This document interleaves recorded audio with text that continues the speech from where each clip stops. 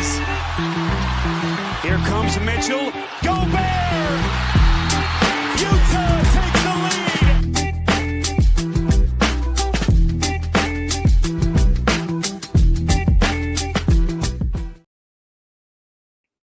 All right. Hello, everyone, and welcome back to Basketball in the Mountains. I'm your host, as always, Tyler King, here to talk all things hoops in the Mountain Time Zone. This is episode 82, and we're here to talk about the Utah Jazz, as the wonderful playoff intro video suggests. I mean, hopefully, maybe this time next year, we're talking about Jazz back in the playoffs after just another fantastic, tanktastic season out in Salt Lake City. Jazz finished the year 22-60. They won the coin toss with Sacramento to officially get to break the tiebreaker. They have the fourth spot in the lottery, which means they will officially keep the pick regardless of what happens in the lottery, which is on Sunday, May 10th. But a lot of expectations for the Jazz going forward after kind of rebuilding, getting some positive development for guys of the roster, adding a guy like Jaren Jackson Jr. There's a lot to talk about with this Jazz team heading into a really interesting offseason. I'm not sure how many moves are going to be made outside of whoever they get in the draft, but there's a lot of optimism in Utah that this was the last really kind of rebuilding season. And when we're talking Utah Jazz on the podcast, nobody else we're going to bring on except my guy, Chandler Holt from KSL, the new Jazz insider for KSL. Chandler, congrats on the promotion, but and it's hopefully coming at a good time for the Jazz as a franchise, hoping to be a lot more competitive next season. Yeah, very excited times. Thank you. I'm looking forward to it and looking forward to dive even deeper in Jazz coverage. Yeah, and there's a lot to get to on today's episode. Obviously, like I mentioned, the Jazz finished the year 22-60. I think they lost, 15 of their last 17 games to get to where we are now. And like I said, they somehow got, if you're leapfrogged kind of in the reverse standings, like Memphis, New Orleans, and Sacramento, all in like the last couple weeks of the season with nobody really, not nobody, but, the majority of the guys that were thinking, I don't think anybody that's going to start next year for Utah, it was really playing a ton down the stretch. Maybe Ace Bailey, but that's about it. But yeah, it's going to be fascinating to see what this Jazz team looks like just on night one. But then, especially as the season goes on next year, as Will Hardy figures out his rotations. And man, I'm just happy for Will Hardy that he's going to have a chance to really be let loose next year and finally not have to talk about guys in and out of the lineup and can just try to compete with the guys he has on the roster. Just kind of, obviously, you're out there in Salt Lake City. What's the overall temperature? It felt like this was maybe the most enthusiastic Jazz fans were about kind of tanking the end of the season. I know the last couple of years when they pulled the plug after some hot starts, it was like, okay, yeah, we really need to kind of keep this pick. But doing so very successfully here. And now it feels like Jazz fans are just like, okay, let's see who we get in the draft and let's go forward next year.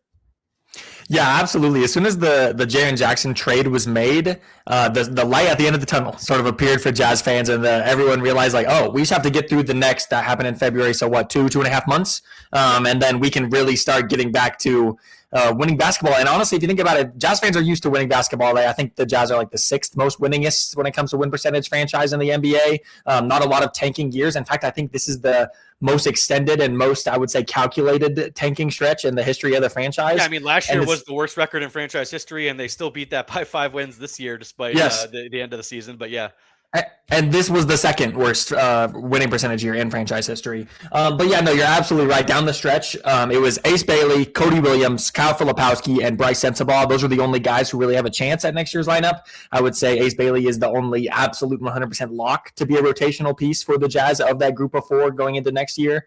But also just a lot of 10-day guys sprinkled in, 2-way guys sprinkled in. And I think even though it was far from the prettiest basketball, I think it was very important minutes for a lot of those guys, especially the 4 that I named. Yeah, those are the 4 guys I kind of wanted to talk about that I thought were worth talking about from the last time we had you on for the last couple months of the year. Those guys were all kind of really let loose at the end there. They each had, if you kind of look through, like scroll through the box scores, like almost, I think just about every game except for like the last 3 when the Jazz really pulled the plug and you're getting like big Kennedy Chandler games and Oscar Tshiebwe double-doubles, 29 and 17 in the final game of the year.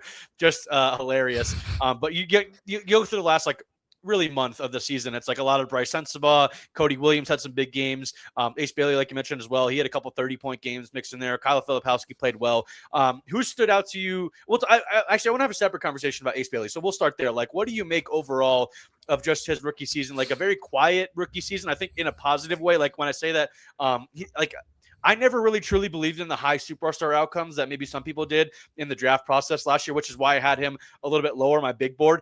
But I felt like there was a really, really useful NBA player in there, a two-way player. And I think he flashed that at time, both at that two-way ability at times this season. He ends up shooting a little bit over 34% from three, averaging just under 14 points per game. Rebounds about a little over 4 per game. I mean, the numbers are what they are. Like they're not going to be the prettiest, but overall, I was encouraged. And I think, I said this on an episode recently where I went through my entire hypothetical awards ballot. I did have Ace second team all rookie. I think he easily deserved that. Just kind of what was your take on what? Like I said, I thought it was a quiet in a good way rookie season for Ace, where he's just kind of developing as the year goes on. Like, yes, he's not Cooper Flagg or Con Knipple or VJ Edgecombe, these guys that are looking like future superstars, but I think he's become exactly what the Jazz need going forward. At least he looks like he's on that track. Yeah, absolutely. I think that the Jazz were intentionally very calculated with how they brought Ace Bailey along this year. And mind you, it only took, I think, about 15 games for him to be put into the starting lineup. And then if he was playing in a game, he was starting for the rest of the year. And I think it was the right decision. And of course, he doesn't have the counting stats of the two Duke guys, for example, who are sort of neck and neck for rookie of the year. Mm-hmm.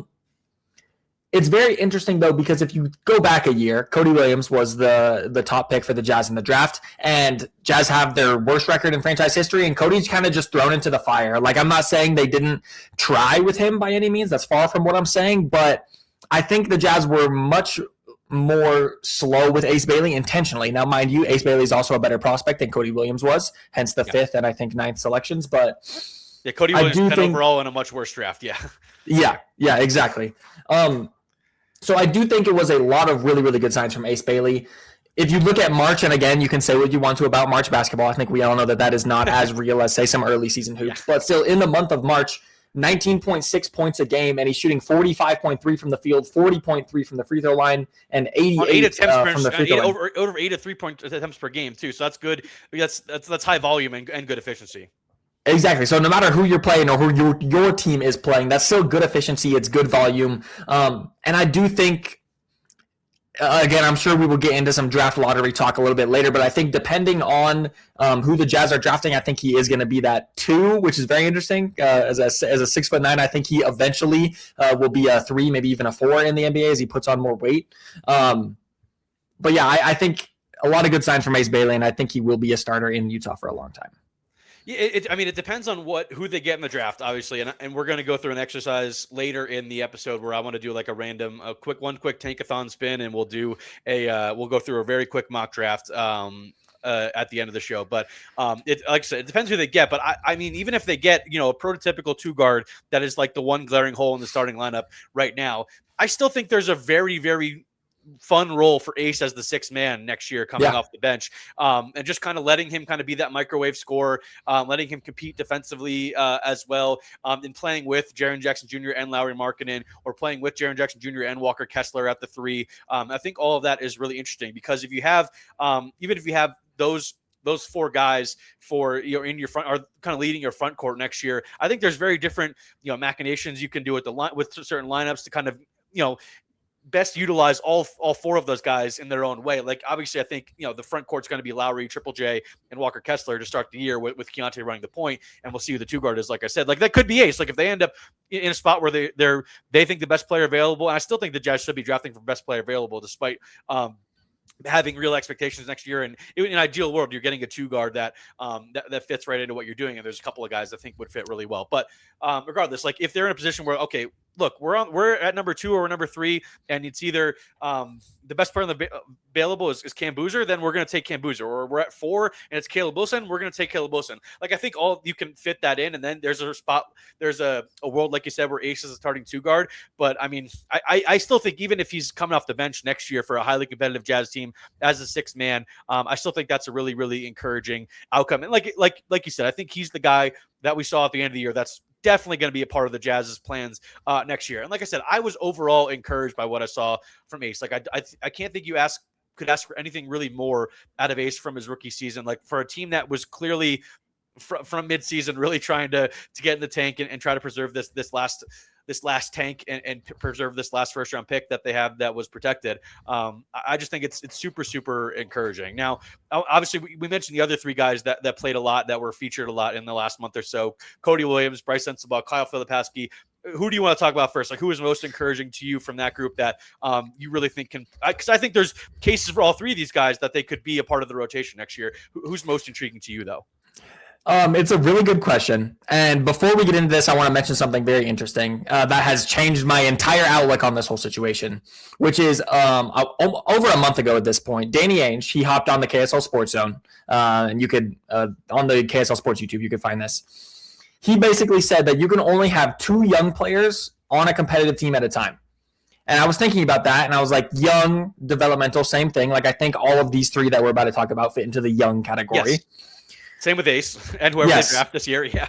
And that's the thing. If you can only have 2, is that not Ace Bailey and the upcoming draft pick? You know what I mean? But with that being said, I no way all 3 of these guys are not. At least one of them have to be in the rotation in my mind. We can see how that ends up shaking out. I want to start with Cody Williams because I will pat myself on the back and say I never sold Keontae George stock. I was really big on him his first 2 years, even though the efficiency was a big struggle for him.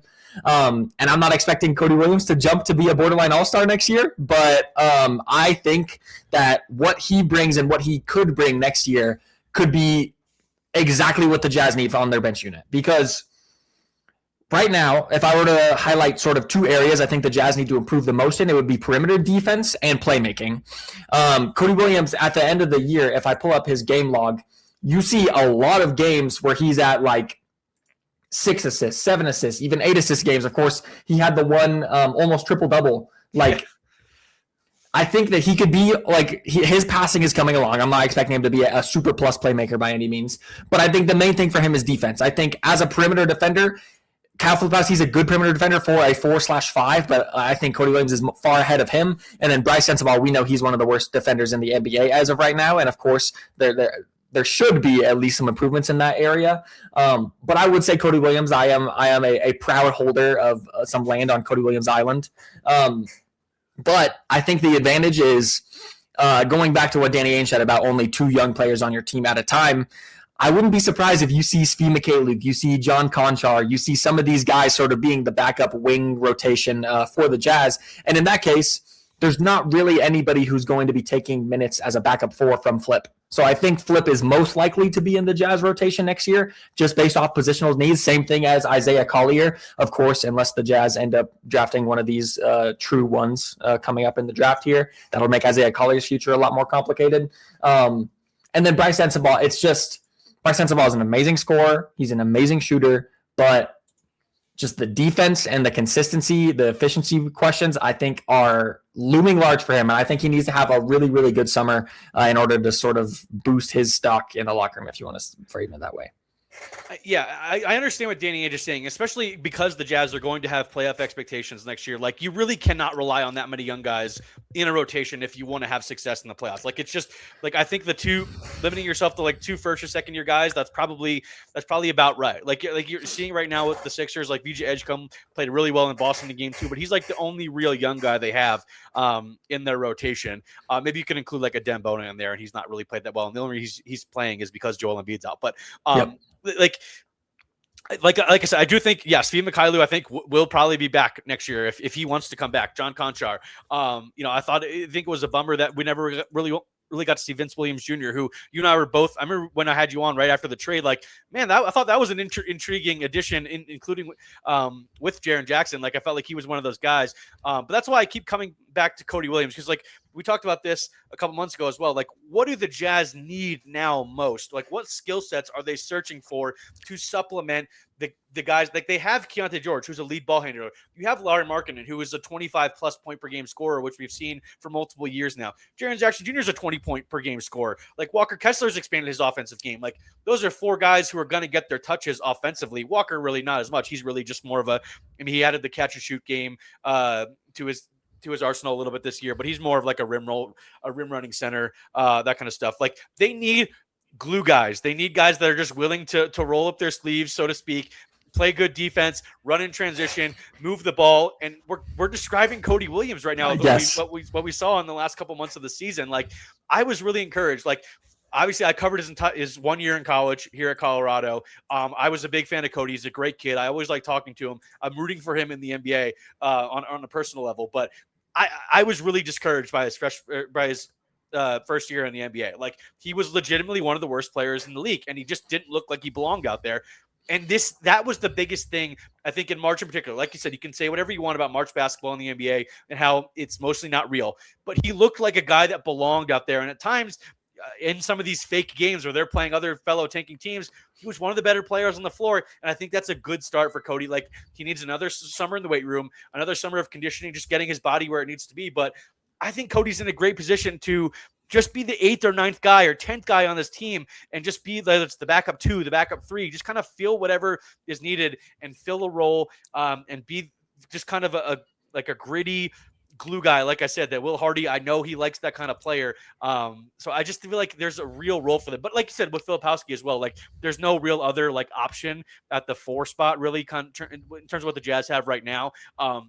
Like I think you will see the 3 front court guys that are starting like spread out the minutes a lot and stagger them, so that way like 2 of them are on the floor at one time. But I think Filipowski can kind of fill in nicely as like a bench backup scoring big. Like I said, he's got to improve defensively as well. But I'm with you, man. I really do. I really was encouraged by Cody Williams end of the year, and I think he will get a shot to be a rotation player and contribute in a meaningful way for Utah, at least early next season. I think last year it was reported like the before the season media days, I think he added 13 or 14 pounds. If he can do that again, I think he'll be in a great spot. Yeah, it might not even need that much, like just like 5 or 10 pounds on the right spots. Like I think that, and just kind of maybe looking to add a little bit more explosiveness. He's already a great athlete. Like we saw some of the poster dunks. I know, I think it was your colleague Ben Anderson was doing a Cody Williams dunk tracker. 3 games in a row. Was doing that on Twitter. I was getting a good kick out of that during the last month of the season. And there was times where it got pretty high, the dunk streak. It got to 9. Yeah, and it got to 9. We'll have to see double digits next year. You want to see that from him because you think like he's a guy that's what I saw from him at CU, was a guy going to the rim, using that explosiveness. He was never really like fully healthy outside of like for like a couple of weeks during his freshman year at Colorado, but the athleticism has always been there, and I just feel like if he uses it in the right way, I never expected him to be like a superstar scorer or even like remotely close to like what his brother has become on the Thunder in terms of like his scoring ability. But as a defense first player that can get out in transition, can be a connector, he's a smart player. I really think there's some added value there. So I mean, like I said, these are the 4 guys really at the end of the year, including Ace in that conversation, that that are going to be a part of this team kind of going forward. But it's kind of looking ahead to the offseason. Like, are there any kind of veterans that you think the Jazz should try to add? Like, I think make a better version of Kevin Love would be nice, or like or another version of Yusuf Nurkic. I don't know if he's going to want to come back, like all that kind of stuff. What are the veteran pieces that you're thinking Utah could add this offseason to supplement, obviously, the core guys that they're going to have to build around going forward? And of course, it is very dependent on what happens in the draft, right? Because if you get Caleb Wilson or Cameron Boozer, you're probably not looking for a better version of Kevin Love. And if you get Braden Burries or Darren Peterson, like that probably eliminates you looking at a Gary Payton II or someone like that to come in. So I think it does depend on the draft. I know it's kind of a cop-out answer, but some of those guys that I just named, I think would be good. Like you're looking at a Gary Payton the mold, like almost a budget sort of Peyton Watson. I think that would benefit the Jazz a lot, almost fill in like a Vince Williams sort of role with the team. Yeah. But I think Vince Williams was more of a 3, although he did end up playing like some backup point guard minutes for the Jazz. But I think like sliding into that 2 role would be very helpful. And then the thing is, you mentioned both Yusuf Nurkic and Kevin Love. I would bet both of them are coming back, at least Kevin Love. Like, I don't know if you saw Kevin Love had a very heartfelt, very long sort of Utah post on his Instagram. He seemed to really love it. He seemed to really love it there, man. That was cool to see. Yeah. I talked to him at end of season interviews, and he was just gung-ho about the franchise, about the city, about his teammates. So I would expect him to come back. And then for Yusuf Nurkic, it's hard to tell. Like for Kevin Love, it felt very sincere. And I couldn't like really tell if it was media speak or if Yusuf Nurkic wanted to, but he also was like talking about how he wanted to come back.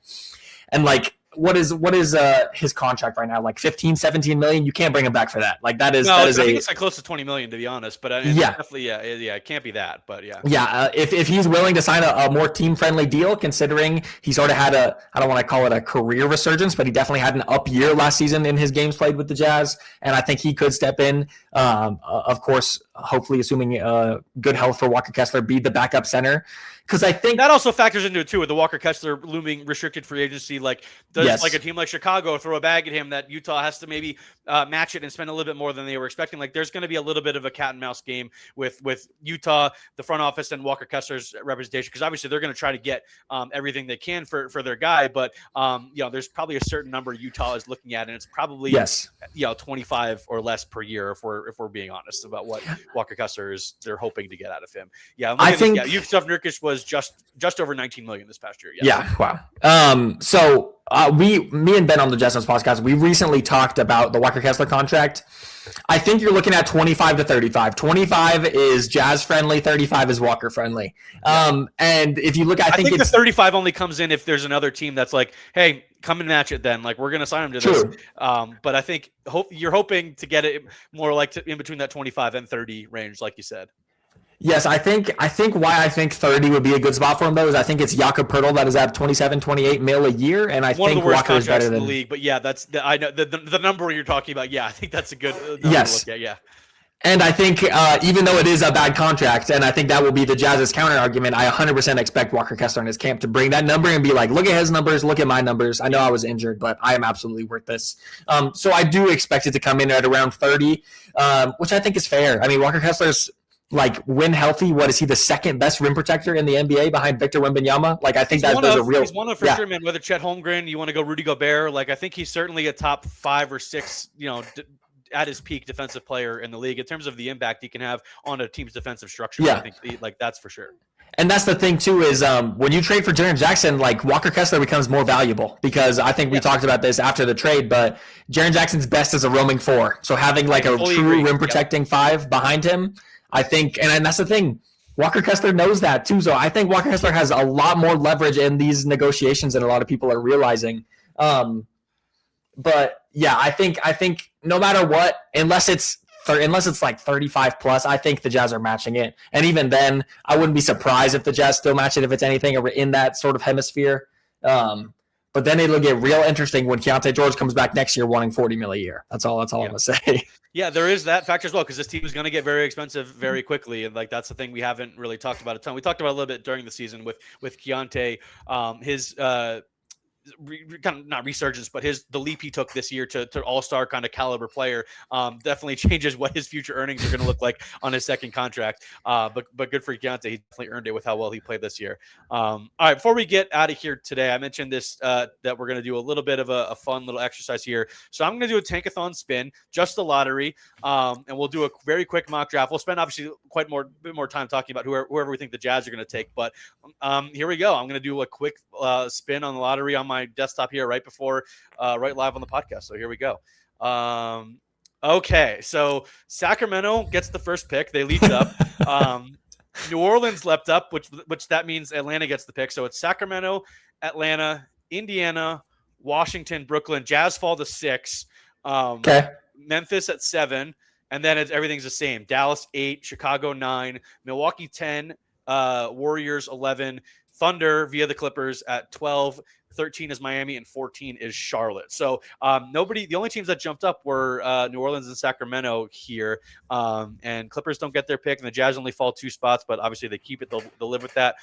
Okay, let's go through this very quickly. Number 1 overall pick. Who do you think the Sacramento Kings would take? Before we started this podcast, we talked about sort of the last month, and we said that the Kings are bad at even being bad. So I would not put it past them to mess this up somehow. But I think no matter who it is with the first pick, you're taking one of the top 3 guys. And I do think AJ DeBonta has separated himself sort of recently as the number 1 pick. So I do think almost no matter who has the number 1 pick, I think AJ DeBonta is going number 1. I don't know. Maybe that's how teams feel, but I certainly don't feel that way. I'm still a Darren Peterson guy. I still have AJ actually 3rd on my personal pick. Okay. I'm going to do a big podcast reveal of that later next month. But I agree with you. I think Sacramento would take AJ Demancic here at number 1, and that leaves Atlanta with a very interesting number 2 overall pick. Especially, we'll see how their series against the Knicks goes. As we're recording this right now, it's tied 1-1, and I think there's a pretty clear hole in the backcourt you're looking at for Atlanta.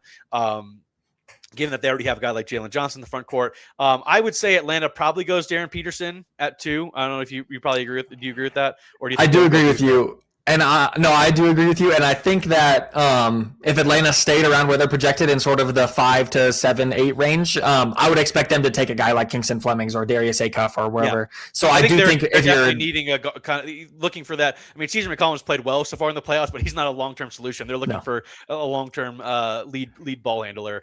Even if kind of Jalen Johnson kind of moonlights that sometimes, you want like a smaller guy that can be the lead of your front court there. So, or your back court, excuse me. All right. So Darren Peterson, number 2 to Atlanta. Number 3, Indiana. I think Cam Boozer, you would agree they probably go. Yeah. I think absolutely. That's a no-brainer, Cam Boozer. Okay, Wizards at number 4. Caleb Wilson, you agree with that? I do agree. I think it gets really interesting when you have Sarr and Anthony Davis. I mean, Caleb Wilson is awesome. I'm intrigued by that, though. I am too. I was thinking about this the other day, just randomly looking at some mock drafts, and the Wizards somebody did a similar exercise, and they had the Wizards at 4. And I'm like, I don't know. I kind of intrigued by a super jumbo front court that's just could be one of the best defensive front courts in the league right away with Anthony Davis, Alex Sarr, and Caleb Wilson. And you know what? They probably need that with the projected starting backcourt right now, Trae Young and Trae Johnson. Those guys are both very negative defenders. So I think they would go Caleb Wilson, but it would be fascinating to see if they would if they took a guard. That would tell us a lot about how they feel about Trae Young and keeping him long term. But okay. So then Brooklyn, Caleb Wilson at 4 to Washington, Brooklyn at 5. Who do you think they take? I think this is obviously where the draft probably starts. Yes. This is a good one. And because it's Brooklyn at 5, this is actually really tough. I wonder if they would be the team that would swing for Darius Acuff, because I was just going to say. Yeah. Yeah. I think Darius Acuff is very interesting. I think he's a crazy offensive talent. Like, that is absolutely undeniable there, but he is like a historically bad defender at the college level. And small guards tend to, like, the NBA is moving towards positional size. Like, that is just something that is happening. So I wonder if, like, I wouldn't be surprised if Darius Acuff is a double-digit pick. Like, I really wouldn't. Even though he is so amazing offensively, I wouldn't be surprised if the defense scares and the size scares a lot of teams off. But that being said, I think Brooklyn side here. I think I think Brooklyn and Sacramento took basically 5 point guards last year in the first round. I think they would take. I think you're still kind of starting from scratch in Brooklyn and just kind of taking the best player available. Maybe you're taking a little bit more of a swing. I think they would definitely probably go Acuff here, and that leaves Utah at 6. There's plenty of options here. I think there's 2 that I love. Give me your take. Who do you think Utah takes if this is the way it goes?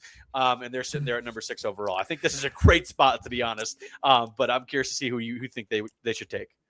I was about to say, I think that, of course, you want one of the top 4 guys. Like, even though Caleb Wilson would be kind of an interesting fit in Utah, I think you pick him if he's there. But yes, I think the board still broke well, and I think the Jazz at this spot specifically would take Keaton Wagler. I think he has great positional size. He projects to be a 2 guard. He has some lead ball skills.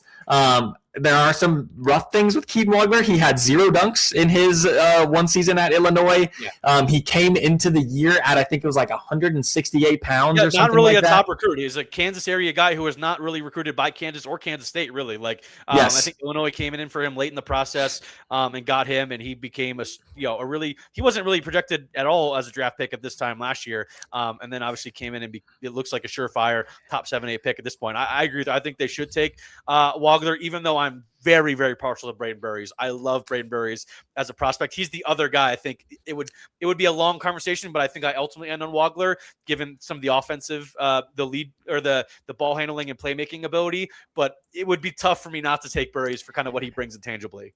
I agree with you, and I love Braden Burries. He is my favorite prospect past 7, and I think I might have him top 7 in my. And that's the thing. He has been a massive riser, and I see it. I really do, but I also think it could be a reach at at 6 right here, for example, for the Jazz. just because like if he hits, he's Derek White, and that is like the absolute perfect guy that you have on your team. But if he doesn't hit, then he's just like a solid 3-and-D backup guard, and that isn't like one of the hardest things to come by. But if Keaton Wagler hits his ceiling, he's a 20-point per game scorer, and I don't think he'll ever really be a good defender. But like he's very skinny right now, and like it is worth noting, I think he put on like 12 pounds or something just in one summer with the Fighting Illini. But yeah, I think right here, if it breaks this way, it would be Keaton Wagler, and I think both him and Burries as sort of a combo guard / off guard fit well with what the Jazz are looking for. Okay, now we got Memphis at 7. We can kind of go rapid fire here to wrap this up. But Memphis at 7, I would lead Kingston Flemings because I think they need. I think the John Morant era is probably coming to an end this summer, even if there's not a ton of interest. I think that's probably just the way we're going. And Memphis is kind of starting from scratch. And I think if they're in a position where they could definitely be looking for kind of a lead point guard. I think Memphis going Kingston Flemings is where I would go here. What do you think? I'm with you 100%. I think it's one of the guards, and I think Kingston is sort of next up on the list. I could see Mikal Brown Jr. as well, but I like Kingston Flemings a little bit more. So maybe this is a little bit my personal big board bias. But Dallas at 8, I think they go Burries here. And I think they take Burries, pair him with Cooper Flagg. Kyrie's coming back next year. I think that is a really, and if, even if you're thinking of more upside for Braden Burries as him more of a ball handler in the post-Kyrie era. But I think it's really nice to pair him with Kyrie for the first couple of years of his career at minimum and see what he can kind of grow into alongside Cooper Flagg. I think that's a really nice building block. What do you think? Yeah, I'm with you. I think like they have the double center lineup. They don't really need a Damara by any means. And I think they're good on forwards. You have Cooper Flagg. So I think and I think because you have Cooper Flagg, you don't really feel the need to swing on a Mikal Brown, for example. So I think taking the high floor of Braden Burries makes sense. And 9, Chicago. I actually do think this. I don't love the player, but I do think this is probably Mikal Brown Jr. Even though they do have a lot of guards on the team right now. I mean, we don't even know who the new front office is going to be yet for Chicago. Yeah, Billy Donovan left. Like, who knows what the new front office, coaching staff, etc., thinks of Josh Giddey, all of the guys, the guards they have on the roster now. I think you're just looking for more of a higher upside swing. Maybe that's Nate Ahmed, but I don't really love him or Mikal Brown Jr. To be honest. Like, both those guys will be pretty far down in the teens on my personal big board, but if I'm going right now, I think it's probably Mikal Brown Jr. and Nate Ahmed. Which one do you think for Chicago? It's tough to say because on first thought, I'm like, they'd probably want to forward over a guard because you have Giddey, and didn't they trade for like 500 guards at the trade deadline last? Yeah, that's what their year? entire roster is at this point. And Ivy for that whole thing, but they had, I forget who else they have on the roster as well. But yeah, they had just a massive amount of guards on the team. Well, they got Rob Dillingham, and that doesn't out. So I think regardless, like, we have no idea whoever the new front office is, all that kind of stuff. So I think one of those guys is probably pretty safe there. I agree. I think they could go for either. And I think if I were to make a big board, I would have Mikal Brown over Nate Ahmed. So I'll agree with you. Yeah, if only slightly. I think I would have Mikal over Nate Ahmed. And then we have Minnesota at, or sorry, not Minnesota, Milwaukee at 10. They just hired Taylor Jenkins earlier today. We'll see what happens with the Giannis thing. I think they're going to go for a younger player, likely. I mean, unless Giannis is sticking around, then you're going for like an older player. And I think Axel Lendeborg would be a no-brainer here. But I'm assuming that they're going to go younger here and kind of maybe start from scratch with the Giannis trade. Who do you like in this range? I think there's a bunch of like high upside swing. Like you could convince me with the Jaden Quaintance. Like, I think Nate Ahmed as well could go here. Maybe like a Hans Steinbach from Washington. Just kind of talk me through this one, because this one's an interesting one to me. Yeah, I agree with you. I think if Giannis is staying, you're looking at one of the two mission guys. I think you're looking at Axel Lendeborg or a Damara. But I agree with you. Let's go with I think we're going to see both Giannis and Ja on new teams in October by the end of this year. So I think, I don't know. I will say I have gotten into draft coverage, but of course pertaining to the Utah Jazz. So I've only really done a lot of my stuff within sort of the top 8 range. But I think I would lean towards Nate Ahmed if you're looking at a guy who is sort of, I don't want to say taking the torch from Giannis by any means, but I think comes into a similar position, and he's young and he can grow. I think that's where I would go. Okay, Golden State at 11. I love LeBaron Philon for them from Alabama. I've seen him mocked there a couple times already as just maybe you're thinking down the road for Steph, future successor. I love LeBaron Philon for them. I think he can play with Steph a little bit as well. But if they're really trying to maximize the end of the Steph Curry era, I think Yaxel or even maybe a Demara would be absolutely great picks for Golden State. What do you think? What number pick is this? 11. I think they go with Demara. I think they do. I like it. Yeah. Because I think he has also been a big draft riser after Michigan's run to the national championship, and I do think that might be maybe top 10 on my board, but at least top in the lottery, top 14. Yes, and I think that until Steph Curry is 100% officially retired, the Warriors will be trying to win with him, and I think as they should. He's the best player in your franchise history. I think you need to maximize every year you have with him. Okay, great. OKC at 12. I think they would probably go big because I think this is probably the last year for what's his name? I'm having a brain fart here at the moment, but this is probably the last year that they're going to have what's his name, the center for OKC. For some reason, my brain. Isaiah Hartenstein. Yeah, Isaiah Hartenstein. Thank God. My brain went blank for a second there. But and I think obviously they drafted Thomas Sorber in the first round last year. He has missed the whole year with an ACL injury. That was unfortunate. But and they still have the other Jalen Williams, Arkansas Jalen Williams. But I still think they would maybe add to the front court here, and I think either and maybe taking a high upside swing would be wise for them, unless you think they just kind of plug Yaxel into their rotation. I think either Hans Steinbach or Jaden Quaintance would be really interesting here as well. What do you think? Because like a guy like Patrick Ngongba, I think would be a no-brainer, but he's going back to school. There's some other guys as well that I love that are going back to school, but who do you think for OKC here? Here's the thing with OKC. Any other good team that happens into a lottery pick would be like, okay, who can we draft that's older that could maybe fit into our rotation right now? They don't OKC they constantly go for like the young, like raw prospects, super high upside, and if it doesn't hit, they're like, oh well, we're still the best team in the NBA. So I'm with you. I think I'm going to say Hans Steinbach just because I have a bit of a University of Washington bias. Okay, I'm fair. That's fair. I liked watching him play this year. And I think him or Quaintance would be. I think he's a little bit more safer than Quaintance because Quaintance has had the injury stuff and just really has not played consistently. But I loved him at Arizona State. Absolutely loved him. 17 years old, was an awesome player. Okay, Miami is an interesting spot at 13 here because I don't know what they're going to do this offseason. Like, I think there's definitely a chance that they really kind of retool this. This pick might go to Milwaukee and a potential Giannis trade, all that kind of stuff. So this could look very different. But if we're trying to fit the current Miami roster, I think you're looking for an older guy, some size. I think this is a no-brainer, Yaxel Lendenborg. I'm with you 100%. Yaxel Lendenborg just feels like a Miami Heat pick, especially if he makes it all the way to 14. I can imagine this happening on draft night, and I'm just being like, of course they did. Yes. Like that kind of thing, because I love Yaxel. He's going to be top 10 on my board for sure. Okay, let's round this out here with Charlotte at 14. Very interesting pick for Charlotte. Like, I think they would love if Yaxel fell to them because if you're kind of replacing Miles Bridges with Yaxel Lendenborg in the starting lineup, I think that's absolutely ideal kind of going forward. And there's some other guys I would have loved for them that are going back to school, like a Thomas Houck, who I was just a huge fan of. I think, there's some guys like Cameron Carr is a high upside play. But I'm going to go another Michigan guy actually here, and I'm going to go Merez Johnson. I like Merez Johnson. You could convince me on like a Dame Sarr. They could go with a Jaden Quaintance as well if they want to strengthen their front court, although I think they're kind of set with Moussa Diabate and both Ryan Kalkbrenner as young guys. You could convince me with a Joshua Jefferson, but I like Merez Johnson here as kind of like a connector, kind of fill a role in the four, a guy who will do the dirty work, but can play make as well, plays really good defense. I kind of like Merez as the four surrounding that trio you have already with LaMelo, Khan, and Brandon Miller. Yeah, those are the kind of the three stars. Diabate kind of does some dirty work as well. So I like Merez Johnson there for Charlotte at 14. What do you think?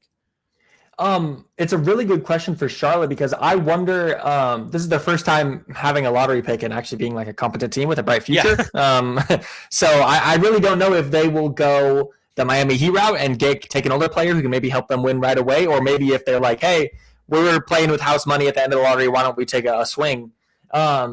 if you're taking a swing, I would throw in the name Koa Pete as an Arizona that's interesting guy. too. Yeah, I didn't think about him, but yeah, because I think of him more as the back end of the first round guy. I mean, a lot of people have Merez in the back end of the first round, but I'm going to have him probably top 16, 17 on my board. Like this would have been a no-brainer Thomas Houck if he stayed in the draft, but he's going back to Florida.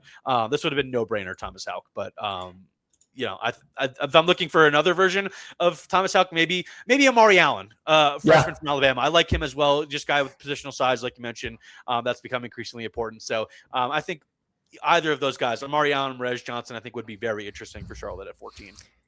I will say, if I were to tie this back to the Utah Jazz, I almost hope they find themselves at 7 or 8 or in the top 4, of course. But because I love Braden Burris. I think he would fit amazingly. Oh my God, so do I. I'm so glad we're on the same page with this. He's such a fun player.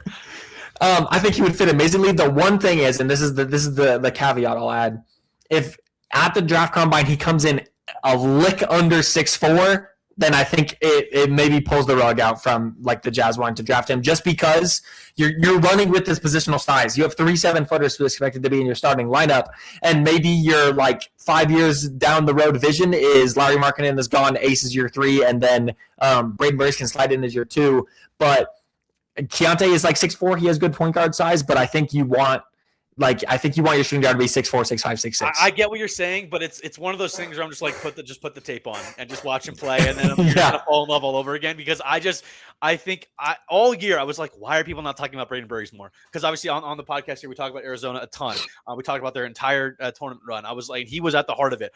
I will never forget the play of him in the Elite Eight where he dives to the floor and passes it to it was Del Orso for a layup as they're going on this huge second half run. I'll never forget him making that play. I just think he's an awesome player, and we had this conundrum here. Like, it was either Wagler or Burris, and I wouldn't be upset with either outcome for Utah. Like, if they do fall to 6 in this kind of scenario here, I don't think it's the end of the world. Like, I think you're like, okay, hopefully maybe we jump to 1, and then you're plugging in either Darren Peterson or AJ into the loop as well, or you're falling to or staying in that 5 to 6, 7 range, and you're plugging in either Wagler or Burris. I think it's a win-win situation for Utah, if I'm being honest.